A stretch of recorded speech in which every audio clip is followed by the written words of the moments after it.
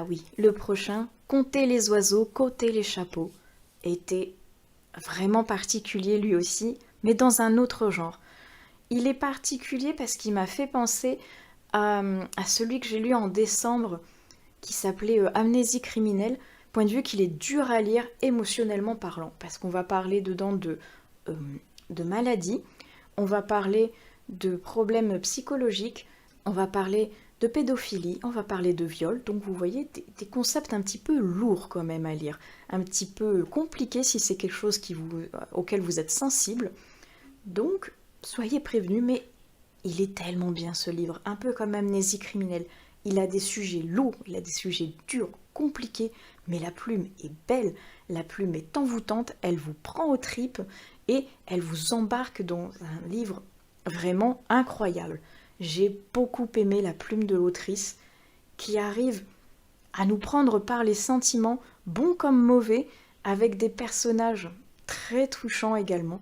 Parce qu'on va suivre deux personnages qui sont, on va dire, coupés du monde parce qu'ils sont malades. Ils ne sont pas, on va dire, adaptés à la société. Ils ont des réactions particulières. Ils sont assez asociaux. Donc, ils préfèrent rester chez eux, chacun de leur côté, jusqu'au jour où ils vont se rencontrer. Ils vont se rendre compte qu'ils sont pareils, qu'ils ont la même pathologie.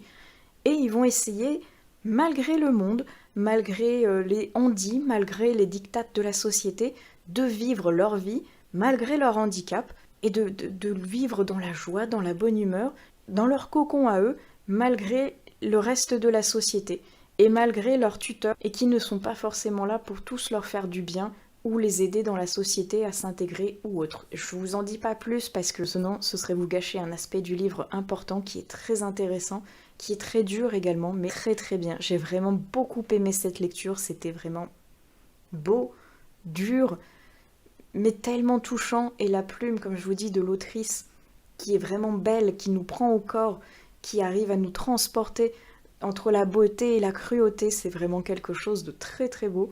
Et en plus, il se lit très vite, il fait moins de 200 pages, donc foncez. Si franchement les triggers que je vous ai dit juste avant ne vous dérangent pas, découvrez ce titre, parce qu'il mérite d'être poussé en avant, il est vraiment très très sympa.